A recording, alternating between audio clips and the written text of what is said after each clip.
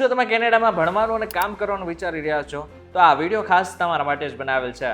કારણ કે આજના ખાસ વિડીયોમાં આપણે જાણીશું કે PGWP એટલે કે પોસ્ટ ગ્રેજ્યુએશન વર્ક પરમિટ શું છે અને આની સાથે તેના માટે શા માટે DLI હોવું જરૂરી છે. આજનો વિડીયો એવા લોકો માટે ખાસ માનવામાં આવે છે કે જે લોકોની ઈચ્છા છે કે કેનેડામાં ભણવું છે અને એ લોકોની ખાસ ઈચ્છા એવી પણ છે કે કેનેડામાં ભણીને ત્યાં કામ પણ કરવું છે. એટલા માટે થઈને આજનો વિડીયો ખાસ પૂરો જોઈને જજો. Hello, ladies and gentlemen. This is your captain speaking. We'll be landing in the airport in just a few minutes. What's up guys, welcome to Way to Videsh. My name is Karan Charuta. સૌથી પહેલા વાત કરી લે કે આજે PGWP છે એ શું છે, એટલે કે પોસ્ટ ગ્રેજ્યુએશન વર્ક પરમિટ શું છે. આ એક ઓપન વર્ક પરમિટ છે જે વિદેશી વિદ્યાર્થીઓને કેનેડામાં અભ્યાસ પૂરો કર્યા બાદ કામ કરવાની મંજૂરી આપે છે.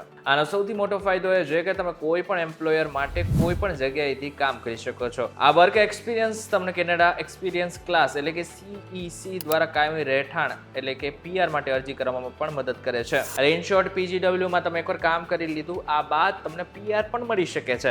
આની પણ એક શક્યતા છે. હવે જે PGWP છે એ બધા જ કોર્સ માટે લાગુ નથી થતું, એટલે કે જે લોકો માત્ર 8 મહિના કે એનાથી ઓછા સમય માટે ત્યાં ભણવા માટે જાય છે એ બધા જ લોકો PGWP માટે અપ્લાય નથી કરી શકતા. 8 મહિનાથી 2 વર્ષના કોર્સ માટે PGWP તમારા કોર્સની લંબાઈ જેટલા સમય માટે મળે છે. દાખલા તરીકે 1 વર્ષનો કોર્સ ઇઝ ઇક્વલ ટુ 1 વર્ષનું PGWP. 2 વર્ષ કે તેથી વધુ લાંબા કોર્સ માટે તમને 3 વર્ષ સુધીનું PGWP મળી શકે છે. હવે આ PGWP તમને ખબર પડી ગઈ છે કે શું છે, પરંતુ હવે PGWP સાથે તમારે એ પણ સમજવું પડશે કે DLI શું છે. PGWP મેળવવા માટે તમારે કેનેડાની ડેઝિગ્નેટેડ લર્નિંગ ઇન્સ્ટિટ્યુશન એટલે કે DLI માંથી અભ્યાસ કરવો જરૂરી છે. હવે DLI જ એટલી ઇન્સ્ટિટ્યુશન છે કે એટલી જ કોલેજો છે કે જેને ખાસ કરીને કેનેડાએ પરમિશન આપેલી છે કે તમે વિદેશથી જેટલા પણ વિદ્યાર્થીઓને બોલાવશો એ લોકોને ભણાવી શકશો. તો તમારે DLI નું લેટર ઓફ એક્સેપ્ટન્સ એટલે કે LOA જરૂરી છે. હવે જો તમારે જે જગ્યા ઉપર ભણવું છે એટલે કે જે કોલેજમાં ભણવું છે એમની પાસે જો DLI નથી તો ખાસ કરીને તમારી જે સ્ટડી પરમિટ છે એ કેન્સલ પણ કરી શકાય છે. હવે તમને પ્રશ્ન થતો હશે કે તો આ DLI કેવી રીતના શોધવાનું છે, તો બહુ જ સરળ રીત છે. સૌથી પહેલા તો તમારા IRCC ની જે વેબસાઇટ છે એટલે કે www.canada.ca છે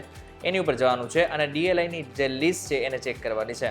આ બાદ તમે કઈ જગ્યા ઉપર જવાના છો, આ બાદ ડ્રોપ ડાઉન મેનુમાંથી તમારી કોલેજનો પ્રાંત કે પ્રદેશ પસંદ કરો. આ બાદ સર્ચ બોક્સમાં જઈને તમારી કોલેજનું નામ લખો અને આ બાદ DLI નંબર અને PGWP ની પાત્રતા ચેક કરી લો. હવે માની લો કે તમારી જે કોલેજ છે એ DLI ની અંદરમાં આવે છે, પરંતુ એવું જરૂરી નથી કે તમે જે કોર્સ કરો છો, હવે બની શકે કે જે કોર્સ છે 8 મહિના ઉપરનો હોય, પરંતુ એનો મતલબ એવો બિલકુલ નથી કે કોઈ પણ કોર્સમાં PGWP માટે અપ્લાય કરી શકાય છે. તમારો કોર્સ PGWP માટે અપ્લાય યોગ્ય છે કે નહીં તે જાણવું પણ મહત્વનું છે.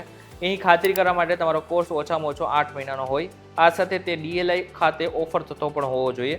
તે ડિગ્રી, ડિપ્લોમા કે સર્ટિફિકેટ પ્રોગ્રામમાં આવતો હોવો જરૂરી છે. હવે તમને કોઈ પણ પ્રકારનો સંદેહ હોય તો તમે શું કરી શકો છો, આરામથી તમે જે કોલેજ માટે ભણવા માટે અપ્લાય કરવા માંગો છો ત્યાં તેનો ડાયરેક્ટ કોન્ટેક્ટ કરો. તેને ઈમેલ ઉપર જવું, તમે ફોન પર વાત કરી શકો છો, બધું જ કરી શકો છો. એટલા માટે થઈને તમે ડાયરેક્ટ પણ પૂછી શકો છો. ઇન શોર્ટ જો જોવા જાય તો જે લોકોને કેનેડામાં પહેલી વખત ભણવા જવું છે એ લોકો માટે ખાસ આ માહિતી ઇમ્પોર્ટન્ટ છે. એટલા માટે થઈને આ વિડીયોને એવા લોકો સાથે તો ચોક્કસથી શેર કરી દેજો કે જે લોકોને આગળના સમયમાં કેનેડા ભણવા માટે જવું છે અને આગળના સમયમાં કામ પણ કરવું છે. આ વિડીયો તમને કેવો લાગે મને જરા કમેન્ટ કરીને ચોક્કસથી કહેજો. વિડીયો પસંદ આવે તો વિડીયો લાઈક અને શેર જરૂરથી કરજો. તો આવા જ ઇન્ફોર્મેટિવ વિડીયોઝ માટે VTV ડિજિટલ સાથે જોડાયેલા રહેજો.